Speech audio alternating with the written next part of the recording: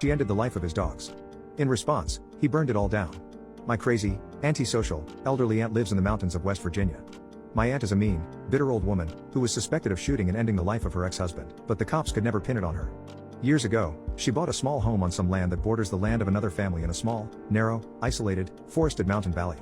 The other family had been living there for a long time, and they just wanted to be left alone, like most people who choose to live in a remote mountain location in West Virginia. My aunt bought chickens and started to let them run around, unfenced on her property, and the neighbors' dogs were very interested in those chickens. The chickens would roam around, and go over onto the neighbor's property. One day, without warning, she ended the life of her neighbor's dogs for eating one of her chickens, and only one of the dogs was ended on her property. The other one was ended in the neighbor's front yard. The neighbors had small kids and they loved those dogs. My aunt walked over with a 12 gauge and told the neighbors that they had better never get another chicken-eating dog again or else she would end them too. The neighbors didn't take too kindly to her ending their dogs, and her actions with the 12 gauge, waving it around and threatening them. It was over the top. But they didn't call the cops.